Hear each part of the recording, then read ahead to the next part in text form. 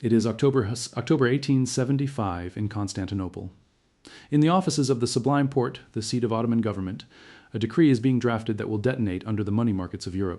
Its author is the Grand Vizier, Mahmud Nadim Pasha, a man his enemies call the Russian for the direction they believe he leans. The document is dry, administrative, almost apologetic. It announces that the empire will, for the next 5 years, pay only half of what it owes its foreign creditors. Half the interest, half the principal. The rest, it promises, will be settled later in new bonds. It is called the Ramazan Karanamezi, the Decree of Ramadan. To the bondholders of London and Paris, it reads as a single word, default. Within days, the price of Ottoman paper collapses on the exchanges. Clerks in the City of London and the Bourse in Paris scramble through their ledgers because the numbers do not make sense. This is the empire that once threatened the gates of Vienna and still stretches from the banks of the Danube to the Persian Gulf, from the mountains of Bosnia to the deserts of Arabia. This is the state that held the keys to Jerusalem, Mecca, and Medina, that ruled 20 nations and 100 languages. For 4 centuries it has been the terror of Christendom. And it has just told the small savers of Europe that their coupons are worth 50 cents on the pound. Here is what you have been taught about how empires die. They die on battlefields. They die when the cannon of a rising power breaks the line of an old one, when the cavalry pours through the gap, when the capital burns and the sovereign signs his surrender at the point of a bayonet. That is the version in the textbooks. The Ottoman Empire, they tell you, was the sick man of Europe, and it died in the First World War, carved up by the victors at a conference table because it lost. But watch that decree again. It is 1875, there is no war. No foreign army stands within 1,000 miles of the capital. Not a single shot has been fired. And yet, in that quiet room, the sovereignty of the Ottoman Empire is already bleeding out through a document about interest payments. 6 years after this, a council of foreign bankers will sit inside the Ottoman state and collect its taxes directly from its subjects. 40 years before the map of the Middle East is redrawn at Sèvres and Lausanne, the empire has already been conquered, not by soldiers, by a spread on a bond. So how does the most powerful Islamic empire in history end up bankrupt? Its salt and its tobacco and its fishermen mortgaged to strangers in Berlin and Vienna and London. Who lent it the rope? And why does the story you know skip the 20 years that explain everything? The version in the textbooks leaves out the most important chapter. Here is the full story. The engine of this story is not an army. It is money. Specifically, it is sovereign debt, the oldest and quietest instrument of conquest ever devised, and the private credit that manufactures it. For most of its history, the Ottoman Empire had never borrowed a piastra from a foreign bank. It financed its wars from its own treasury, its own tax farms, its own subjects. Then, in the space of 2 decades, it borrowed itself to death on terms so extractive that it owed interest on money it never actually received. When it could no longer pay, its creditors did not send gunboats. They sent accountants. They negotiated an institution into existence, a state within the state, and handed it the empire's revenues. This is the part that was hidden from you, because it is not dramatic, and because it implicates a system rather than a villain. The map of the modern Middle East was not first drawn by generals, it was drawn by bondholders, and it began with a war. Which brings us to the Crimea, and to the first loan, the one that opened the door that never closed again. In 1854, the empire is at war with Russia, and for once it is not fighting alone. Britain and France have joined it against the Tsar. War is expensive, and the Ottoman treasury is empty, so the government does the modern thing. It goes to the market. The historians place the first foreign loan in these years of the Crimean War, and here you need one careful caveat. Because the record splits, the loan was contracted in 1854, but the first issue reached the public in 1855, so scholars speak of the first loans of 1854 to 1855. The first was a nominal £3 million, arranged in London by the House of Dent, Palmer and Company, carrying a 6% coupon, secured on the tribute paid by Egypt. And here is the mechanism that will bleed the empire white, present from the very first transaction. The loan was issued at 80. That means for every £100 of debt the empire solemnly promised to repay, with interest, it received only £80 in cash. The other 20 was the discount, the cushion, the profit built in before a single coupon was paid. The following year, 1855, comes a second loan, and it tells you exactly how the game was rigged in favor of the lender. £5 million, this time arranged with the Rothschilds of London, and the terms are utterly different. It is issued near par at around 102 at only 4% interest. Why so cheap when the first was so dear? Because this one was jointly guaranteed by Britain and France, the empire's wartime allies. When a great power stands behind the paper, the risk vanishes and the price falls. But the guarantee had a price of its own. It came with a Franco-British commission, empowered to supervise how the money was spent and to verify the Ottoman treasury's accounts. Read that again? As early as 1855, the condition of cheap foreign money was foreign eyes inside the imperial finances. The precedent was set 2 decades before anyone spoke of a public debt administration. Then comes the cascade, and here is the critical detail that changes everything.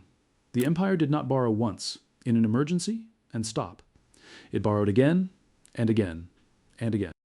After the Crimean loans came new issues in 1858, in 1860, in 1862, in 1863, in 1865, and then almost every single year from 1869 to 1874.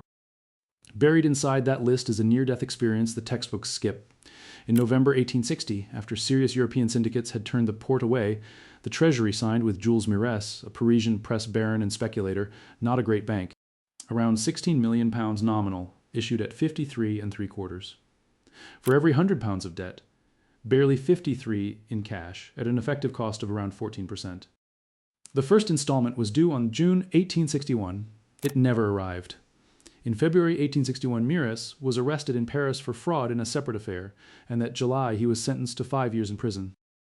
The loan collapsed, and Constantinople collapsed with it. The money market seized, merchant houses failed in a chain, and the kime, the state's paper money, sank below half its face value until it was withdrawn in 1862 with the help of yet another loan. When an empire is reduced to borrowing from a man who ends the year in handcuffs, it is because the serious lenders have already said no. Loan piled on loan, floated in London and Paris, very often through the Galata bankers of Constantinople, and almost always at those deep discounts.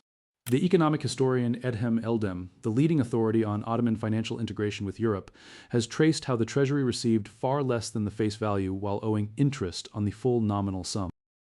And Christopher Clay, whose Gold for the Sultan, Western Bankers and Ottoman Finance, 1856 to 1881, remains the definitive account of exactly these borrowing years, showed that the Galata houses and the great European banks that floated this paper took their profit at every stage, in the discount, in the commissions, in the fees for rolling one loan into the next, so that the empire's nominal debt swelled far faster than the cash it ever saw. By Clay's reckoning, the effective cost the treasury actually bore, once the discounts and charges were stripped out, ran well above the modest coupon printed on the bond.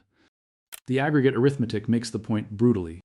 Between 1854 and 1874, the empire contracted 15 foreign loans, and of everything it nominally issued, the treasury pocketed only around 54%, once discounts, commissions, and charges were stripped out. On the loans of 1870 and 1874, it received less than half. So the real rate before 1875 ran at 10 to 12% a year, while the coupon said 4, 5, or 6. From 1871 to 1874 alone, 5 loans piled up £98.5 million of face value, and the debt of 1875 has been put at some £26 billion in today's money. And where did the money go? Not, for the most part, into railways or ports or factories that might have generated the revenue to repay it. It went into palaces. Give that word a face. Dolmabahce, commissioned by Sultan Abdul Mesid, the first on the shore of the Bosphorus, was completed in 1856, the very year the first foreign loans were bedding down. Estimated cost, around 5 million Ottoman gold liras, some 35 tons of gold, on the order of a quarter of the empire's annual tax take.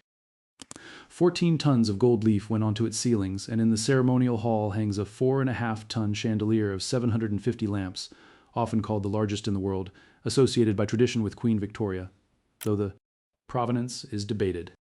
And hold the timing. The palace rose during the Crimean War on exactly the foreign credit the war had unlocked. The Sultan gilded his ceilings the same years his empire mortgaged the tribute of Egypt. It went into the court. It went to service the previous loans. The empire was borrowing new money to pay the interest on old money, the textbook definition of a debt spiral, the same trap that swallows a household drowning in credit cards. And the court spent in plain sight of its creditors. In the summer of 1867, Abdulaziz becomes the first Ottoman Sultan to tour Western Europe in peacetime. Paris, from June 30th to the 10th of July, guest of Napoleon III at the Universal Exposition, historians note the real object was to restore Ottoman credit on the European exchanges. Then London, until the 23rd of July. Queen Victoria, still in mourning for Albert, emerges from seclusion for a state banquet at Windsor, and the Sultan is made a Knight of the Garter, invested aboard the royal yacht because he is also the Caliph. The most indebted sovereign in Europe, received in majesty by his 2 principal creditors. 9 years later, the same exchanges will read his name on a notice of default. By 1875, the arithmetic had become grotesque, and I want to give you the range honestly because the sources vary. The nominal outstanding public debt had reached roughly £200 million. Some tabulations, which fold in short-term and floating debt in arrears, put it nearer $214.5 million. And against that mountain, the empire's total annual state revenue was only about £21 to £22 million. Sit with that ratio. The debt was nearly 10 times everything the empire collected in a year. By the mid-1870s, debt service alone, interest and repayment, was devouring roughly half of all state revenue, and I flag that as an estimate that scholars phrase in different ways. Half the income of an empire, gone before a soldier was paid or a road was built, flowing straight out to bondholders in Europe. And then the world turned. This is where the debt spiral meets the cliff. In 1873, a financial panic swept the Western world, the crash that began in Vienna and New York and became a long global depression. Credit dried up. At the same time, crop failures cut Ottoman revenue, and in 1875 the Balkans rose in revolt in Bosnia and Herzegovina, which cost money to suppress and cost revenue as provinces slipped from control. The empire could no longer roll its debt over. The new loans that had always paid off the old ones stopped coming. And so, on October 6, 1875, Mahmud Nedim Pasha issued the Ramazan decree, cutting debt service in half. Some sources date the decree itself to October 6th and its publication later that month, on the 30th, so note both. By early 1876, the half became nothing at all. Payments on most bonds ceased entirely around March. The sick man had stopped paying, and the default collected its first political price almost immediately in blood. On the 9th of May, 1876, the Softas, the theology and law students of the capital, pour into the streets of Fatih, and within days they are thousands strong. On the 11th of May, the Sultan gives them Mahmud Nedim Pasha. The author of the Ramazan decree is dismissed, and still the demonstrations continue. On the night of the 30th of May, 1876, his own ministers strike. Abdulaziz is deposed and moved to the Ferrier Palace. On the morning of the 4th of June, he asks for a pair of scissors to trim his beard. He is found dead, the veins of his wrists opened. The official verdict is suicide, contested from the first hour. A politicized trial in 1881 concluded murder, and I leave the question unsettled. 11 days later, an officer shoots one of the coup's leaders dead in mid-council. A decree about coupons has cost a sultan his throne and then, one way or another, his life. Now, a default is not the end of the story. A default is the beginning of the collection. And here is where the threads converge in the least dramatic and most consequential document in this entire history. For 6 years after the suspension, the empire and the representatives of its European creditors negotiated. The bondholders were organized. In London, they had the Council of Foreign Bondholders. In Paris, their own committee. They were not going to walk away from £200 million. But first came the dress rehearsal almost nobody tells. On the 22nd of November 1879, the Porte signed with the Galata bankers and the Imperial Ottoman Bank, its domestic creditors, the agreement called the Rusum-i-Site, the 6 contributions. For 10 years, 6 revenues were ceded to be collected directly: salt, stamps, spirits, fish, the silk tithe and tobacco, against a consolidated internal debt of 8¾ million Ottoman liras. A dedicated administration gathered those taxes and paid those bankers, and the receipts rose spectacularly within 2 years, proof supplied by local creditors that these 6 revenues were worth gold. The European bondholders were furious that domestic lenders were being paid first, and under their pressure the concession was cancelled and its machinery handed over. Read the list of revenues seized in 1881. It is the same 6. Fiscal receivership was invented in Constantinople, 2 years before Muharrem, and the empire had just shown its foreign creditors exactly what to demand. The result came in December 1881, and it is called the Decree of Muharrem, the Muharrem Kararnamezi, dated by the sources to the 20th of December 1881, and it did 2 things. First, it wrote down the debt, and by a brutal amount. The consolidated nominal principal was cut from roughly £191 million to about £106 million, a reduction of around 44%. The bondholders accepted on paper a savage haircut. Pause on those figures because they are softer than they look. By the service numbers scholars cite, the annual burden fell from around £13.5 million to about £2.5, a charge cut by roughly 80%, and the written down principal is given as £96 million in some tabulations and 106 in others.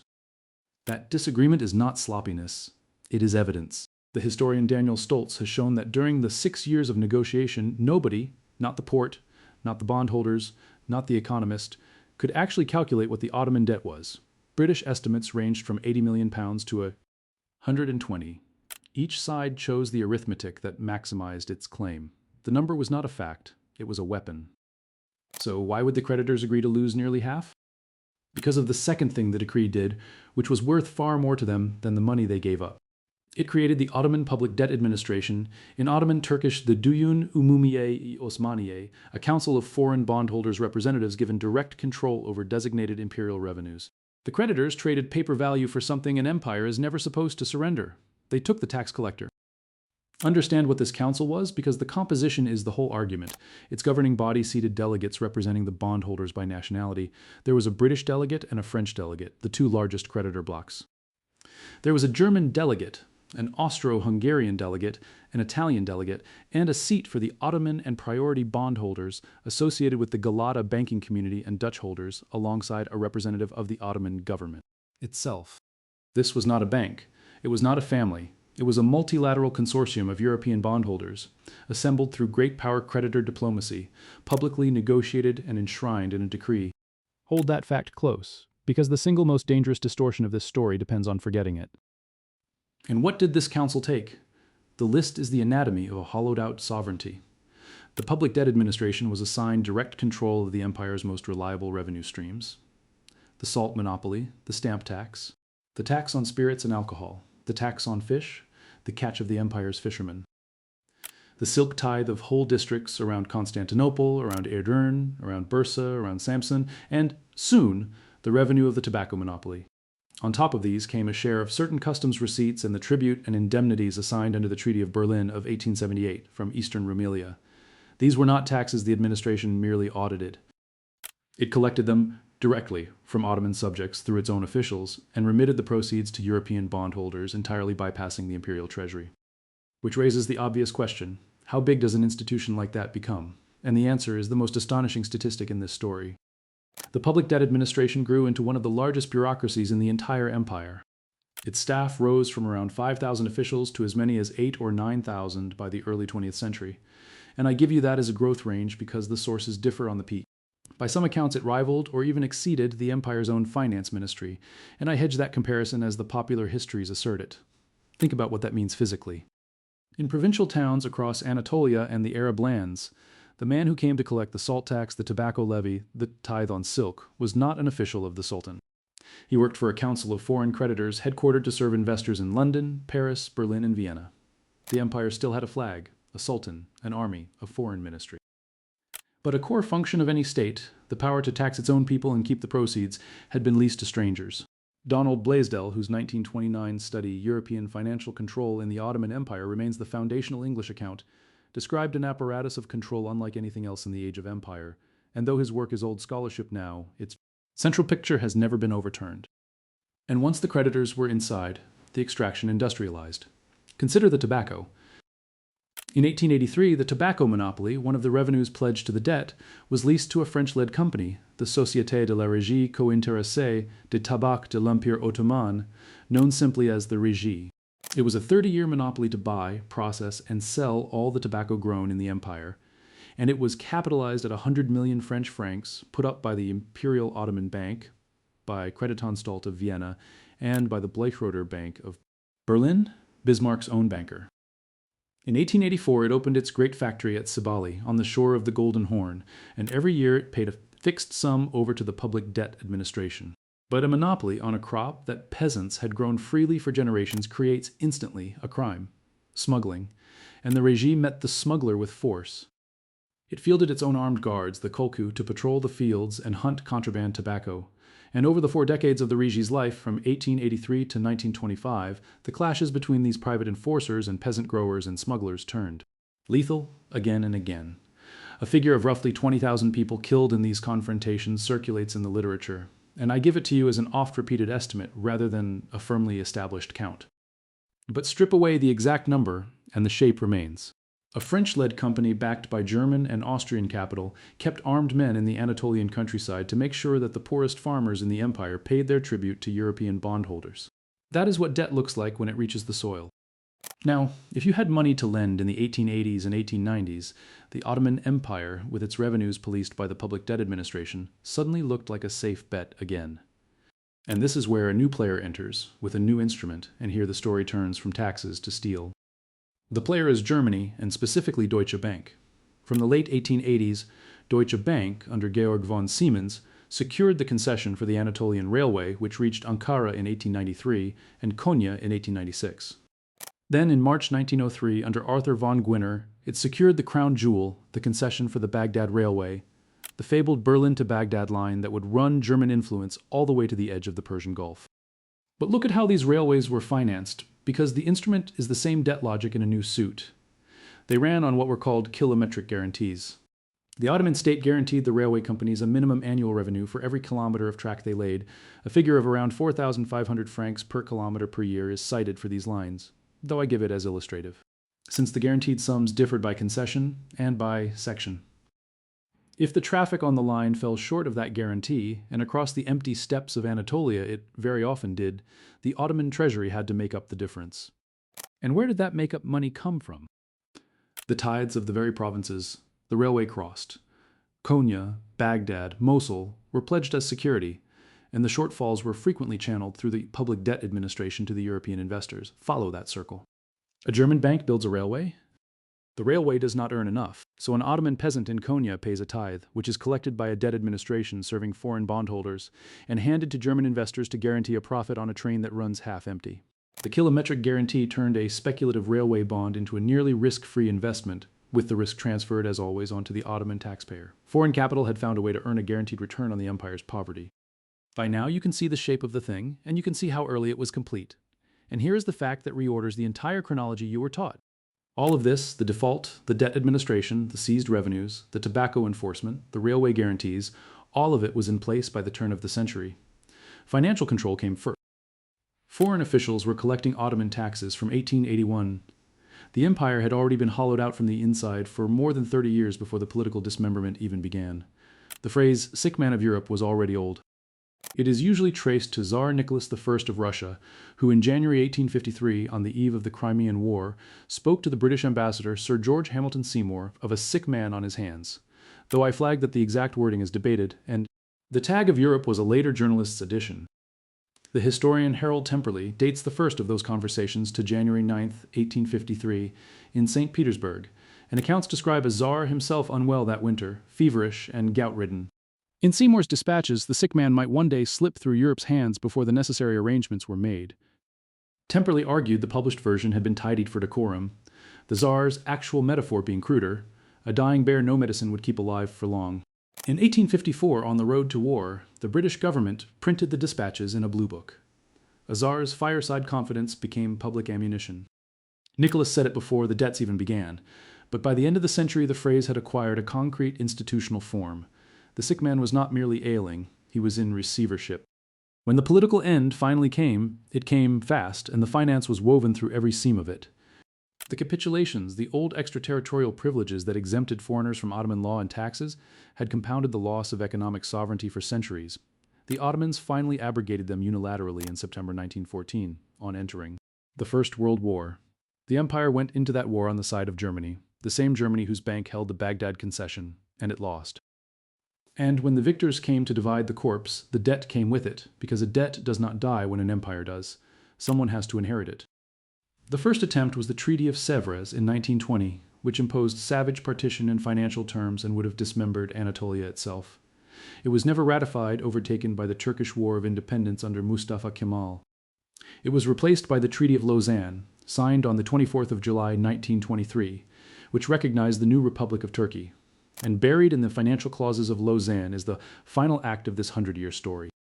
The Ottoman public debt, that same debt born in the Crimean War, was apportioned among Turkey and all the successor states carved from the empire, in proportion to each territory's share of Ottoman revenue in the fiscal years 1910 to 1911, and 1911 to 1912. And the body assigned to fix the annual payments was the Council of the Public Debt Administration itself. The Creditors' Council outlived the empire that had been forced to create it. Turkey assumed the largest share, roughly 2/3, though the treaty specified a revenue proportional formula rather than a fixed headline figure, and the exact terms were settled at a Paris arrangement in 1925. And read the fine print, because Lausanne rebuilt the 1881 machine inside the 1923 treaty. Article 46 divided the debt among Turkey and the states carved from the empire. Article 47 let the Council of the Debt itself fix each state's annuity, with the successors sending delegates to Constantinople to check the creditors' calculations. Article 48 required every state to give the Council adequate security, with the League of Nations standing behind the clause. Nor did 1925 close the account. It set Turkey's share at 62% of the pre-1912 debt, and a further Paris Treaty in 1933 cut the outstanding balance roughly in half. And the last installment of the Ottoman debt, the debt first contracted to fight the Tsar in 1854, was not paid off by the Republic of Turkey until 1954, 100 years. It took the successor state a full century to finish paying for the loans that killed the empire. Now I have to stop and be careful, because this is the most important thing to get right, and it is the point where this story is most often twisted into something poisonous. There is a distorted version of everything I have just told you. It says that European, or more specifically Jewish, bankers engineered the ruin of the Ottoman Empire as a deliberate ethnic conspiracy folding in the Galata bankers, the financial community of Constantinople that included Greeks, Armenians, and Jews, and recasting them as a cabal that destroyed the empire from within. That framing is false, and it shades directly into the oldest anti-Semitic libel there is. The documented record refutes it on every point. The creditors were not a secret ethnic cartel, but a broad European bondholder class, many of them ordinary small savers, the French petit porteurs who bought Ottoman bonds for the yield. Control ran through a multilateral, publicly negotiated institution, the Public Debt Administration, its council seats allotted by creditor nation, British, French, German, Austro-Hungarian, Italian. The Galata bankers were themselves a multi-confessional Ottoman community, Greek, Armenian, Jewish, Levantine, and Muslim, as often the state's rescuers as its creditors. Singling out their Jewish members reproduces a smear. And the decisions that led to ruin were sovereign Ottoman choices. The Crimean War fought on credit, the borrowing at ruinous discounts, the palaces, the Ramazan decree. Name the mechanism, never an ethnicity. But I owe you the other side of the honesty, because there is a counter-nuance that cuts against my own thesis. Do not swing to the opposite myth, that the Public Debt Administration was purely predatory. Serious economic historians resist that. Murat Bertel, whose archival study, The Political Economy of Ottoman Public Debt, is a core source here, Şevket Pamuk, the leading economic historian of the empire, and the comparative work of Ali Koşkun Tuncer, all credit the administration with, genuinely restoring Ottoman creditworthiness. After 1881, the risk premium demanded on new Ottoman borrowing fell sharply, on some measures from around 5 or 6% toward 2%. It ran its revenue sectors comparatively efficiently, introduced modern accounting, and helped finance the very railway development that knit the provinces together. Bertel's own figures suggest it centralized roughly a quarter of state revenues under creditor control, a stabilization that let a bankrupt state keep functioning. This is a tragedy of dependency and overborrowing, not a morality play of villains and innocents. So here's the real lesson, and it is not a comfortable one. A country does not usually lose its independence to an invading army. It loses it to an interest payment. The Ottoman Empire in 1875 was not conquered. It was foreclosed upon by a procedure under contracts it had signed by commissioners who had a legal right to be in the room. The soldiers, when they finally came in the First World War, arrived to redraw a map that the ledgers had already redrawn a generation earlier. The order of operations is everything. First the loan, contracted in a crisis. Then the cascade, each new loan paying off the last. Then the default, when the music stops. Then the commission, negotiated by the creditors. Then the administration, seated inside the state, collecting the salt and the tobacco and the silk. And only then, decades later, the partition. By the time the diplomats sat down at Sèvres and Lausanne, every decision that mattered had been taken years before, by men in offices using arithmetic. And you are living inside the same machine. When a government cannot fund itself without the consent of the bond market, when a nation's budget is effectively written by its creditors, when a rescue package rewrites a country's pension law, its labor code, the price of its bread as the condition of the next tranche of money. This is not a metaphor. The Ottoman case was not unique. It was the model for a wave. Egypt in 1876, Greece in 1893, Serbia in 1895, each answered by the same instrument, international financial control. In 1898, 6 creditor powers installed an International Financial Commission in Athens, controlling Greece's salt, petroleum matches, and tobacco. The Muharrem template applied to a Christian European state, which is where any ethnic reading of this story dies for good. And in May 2010, the same Greece accepted 110 billion euros from its partners and 30 billion more from the IMF under a memorandum supervised by the Troika, and oversight researchers traced directly to the Commission of 1898. Different institutions, the same contract. That is not a conspiracy, it is a contract. It happens in daylight, in language almost nobody reads, enforced not by armies, but by the immovable fact that the money has to come from somewhere. The Ottoman peasant could see the tax collector at his door. He could not see the coupon falling due in Paris, but the coupon was the thing that set the collector in motion. Sovereign debt is the oldest instrument of conquest still in daily use, and it needs no cabal. It needs only a borrower who cannot say no, a lender who cannot lose, and a public that never reads the ledger. If you made it this far, leave the word coupon in the comments so I know you stayed until the end. And tell me this, because I genuinely want to know what you think. Was the Ottoman Empire the author of its own ruin, borrowing on terms no sane state should accept, or was it the prey of a financial system designed so the lender could not lose? I read every reply. If this is the kind of deep dive you come here for, please subscribe. It genuinely makes a bigger difference than you might think, and it keeps this kind of work coming. I'll see you in the next one.